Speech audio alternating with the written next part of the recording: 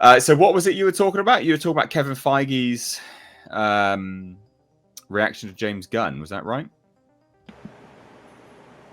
Tom? Yeah, ironic enough, they had the premiere last night, and we've gotten some the early reactions to Wakanda Forever, but it appears a screen to share, and I'll. I can sure I can do that. Let's see here. Here's the one main bit here, but this is seemingly the top story on all the entertainment outlets. Even though Wakanda Forever had its premiere last night, everybody's talking about James Gunn instead. And I love this reaction from Kevin Feige. Because it's a real reaction, Tom. Well, dude, this is like, I'm so happy for him and his new girlfriend. I mean, wife to be. To ask you about James Gunn and going to DC. Yes. Well, he has got a lot of work to do for Marvel between now and May, which he's well aware of. He's got kids to but worry after about. that, I'll be first in line to see anything he does. To ask you about James Gunn and going to DC. Yes. Well, he has got a lot of work to do for Marvel between now and May, which he's well aware of. But after that, I'll be first in line to see anything he does. I think it's the you know what it is to me. It's the inflection.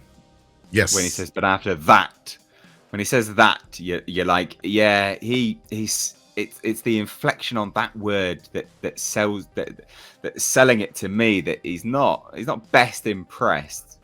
Does anyone else get that sort of vibe? Before that, right? Here's what he does, like with a quick. Yeah, he looks up in the air, like how am I going to respond here?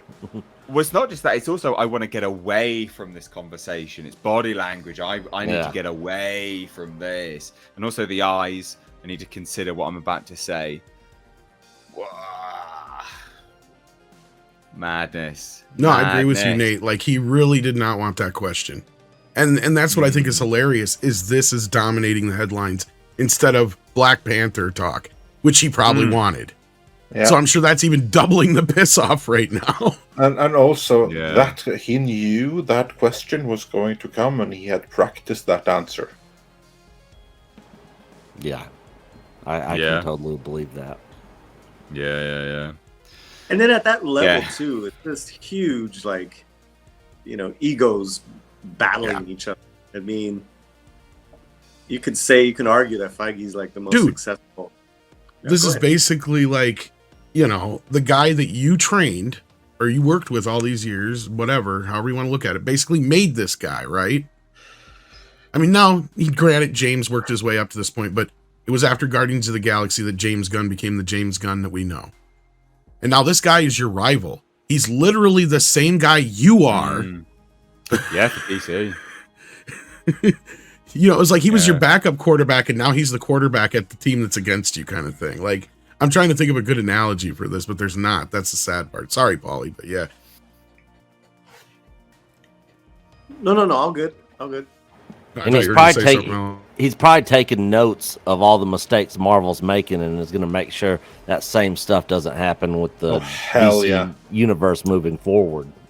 Well, he'd have knowledge, of the internal workings of Marvel as well, more so than most people. Yeah, absolutely. Like DC, like he's worked for Marvel, so he knows that. What's glaring is James is not at that premiere.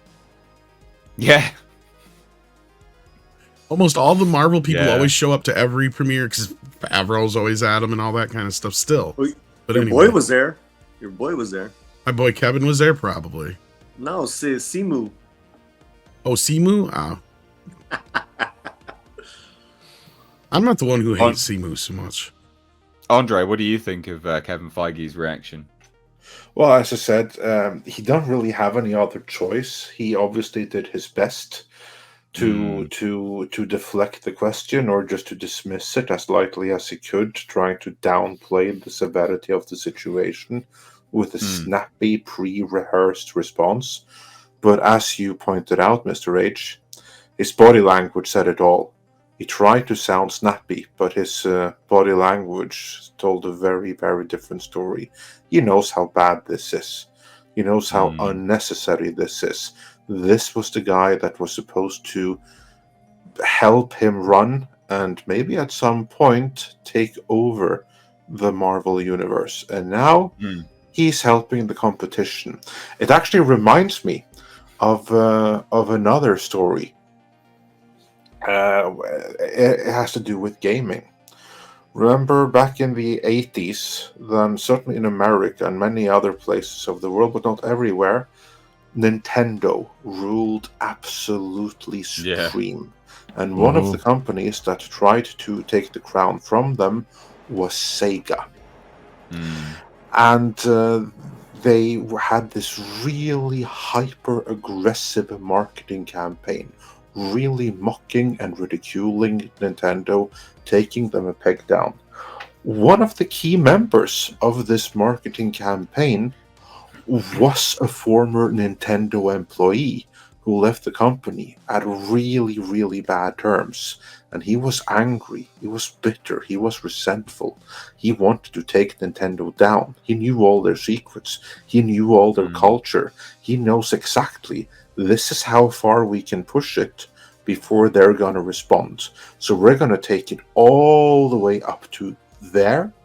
And these are their values. This is how they like to sell themselves. So this is what we can subvert.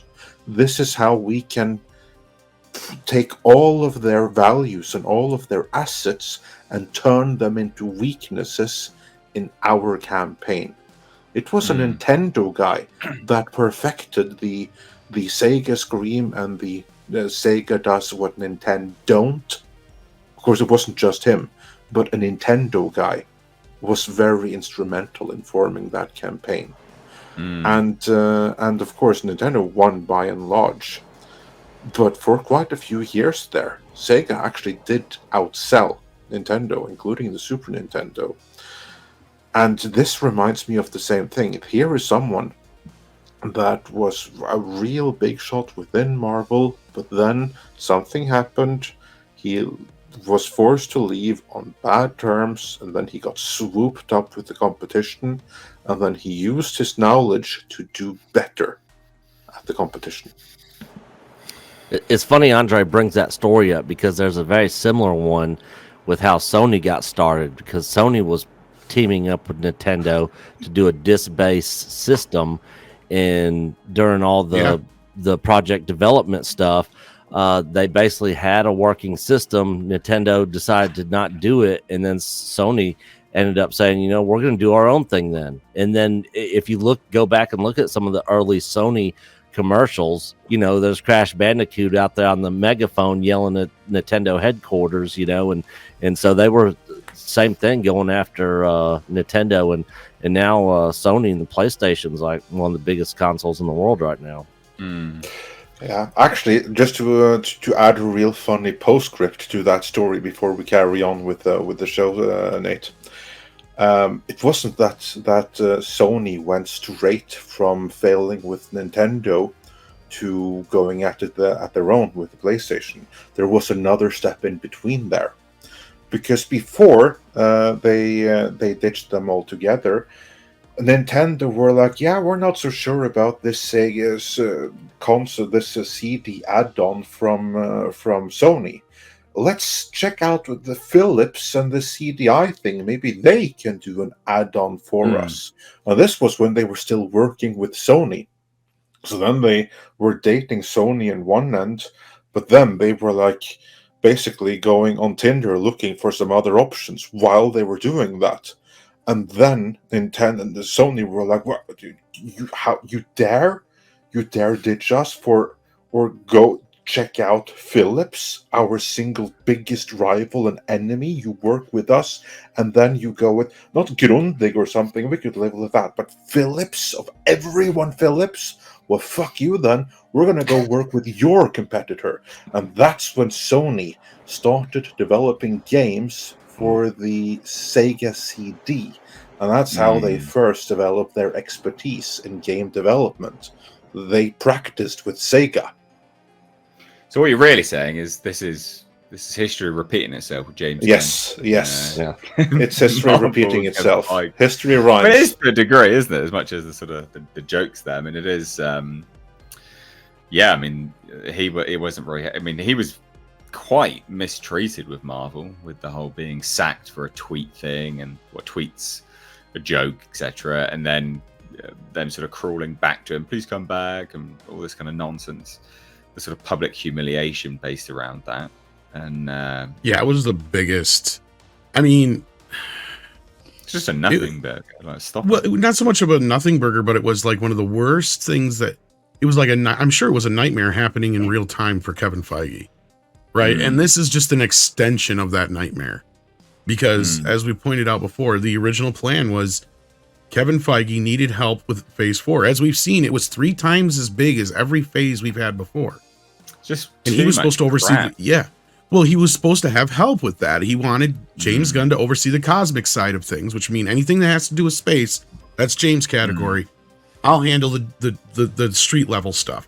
So he would have been handling all the stuff that had to do with on Earth, because they were supposed to be simultaneously having the multiverse stuff go on, along with setting up all the Secret Wars and all that kind of business that's upcoming. They're still getting there, but as we know now, Guardians of the Galaxy 3 was pushed out of Phase 4 and into Phase 5 instead of kicking off Phase 4 like it was originally meant to do.